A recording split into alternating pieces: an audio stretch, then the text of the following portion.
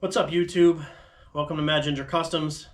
Today we're going to put together a welding cart from Harbor Freight, and we're going to do a quick review on it.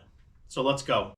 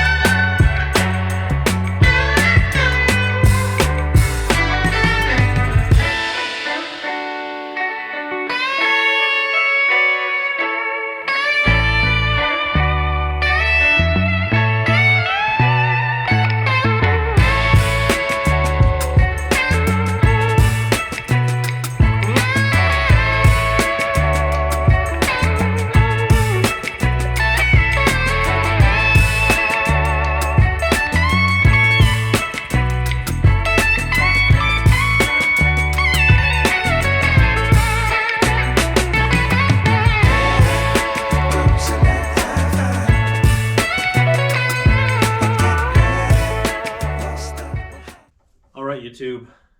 Here's the cart all assembled. A couple things to be aware of when you put this cart together. These uprights can be mounted on either side. I ended up putting one on, actually put both of them on, and then realized the shelf didn't line up. It is depicted in the directions, I just didn't pay attention to it. A couple other things. The hardware for this is the standard Chinesium hardware that you would expect at Harbor Freight. It strips out super easy. So they give you, I think, 1 or 2 extra bolts, which is nice because I did strip one out. All I used was a Ryobi impact. It's a little 1/4-inch drive thing. It really doesn't have a whole lot of torque generation, but it was enough to take basically all the threads right off the bolt. So this is what I just bought. This is the Yes Welder MIG 250 Pro. We're gonna try this out. That's gonna be another video, and we're gonna weld a bunch of stuff together with it, see how it does. Now, a couple things about the cart. The angle's good. When you assemble this, make sure all of your hardware heads are on the inside and bolts facing out, because you will eat up the space in here significantly. I also have a cart similar to this, and I have a TIG welder on it, and it rubs, so you gotta kind of jockey it in position. The hooks are pretty strong, so you don't have to worry about the hooks bending and having all your cabling come off. Couple issues with it. The casters, I have a very rough, unfinished cement floor. This thing dances all over the place when you drag it. It doesn't have a pull handle. So if you're looking for something a little bit better, Harbor Freight does offer a four-wheeled cart, larger diameter wheels with pull handles, and it looks nice. It's just I don't move my MIGs around or my welders around a whole lot. So the other issue is the chain in the back. So there's two spots for a chain. There's the top and the bottom. The bottom chain retention system is obviously a hole with a slot. Let me get you in there and I'll show you. So basically what you have here is a hole with a slot. And you basically just pull the chain through and down, and this is going to retain it in the hole. Now at the bottom, there's another set of these, okay? But what happens is no matter how tight you tighten this chain right here, it's going to fall down and it's eventually going to get stuck underneath that bottle. I would suggest that is not used at all. Or if you wanted to employ something like that, you would move the hole up. There's absolutely no reason for it to be that low. It is 100% non-functional like that. The wheels and the tires are basically just plastic. So there is no bearings. It's basically just a plastic wheel riding on a steel shaft, a washer, and a pin, cotter pin. So, and the front are really just like, I mean, they're like desk chair casters. They're pretty terrible. They're very hard plastic. Like these are very hard. So on a floor like mine, where it is very rough and very uneven. So overall, for $49.99 plus tax, what are you getting? The ability to throw a tank on it, the ability to throw a welder on it. You could use this for a plasma cutter.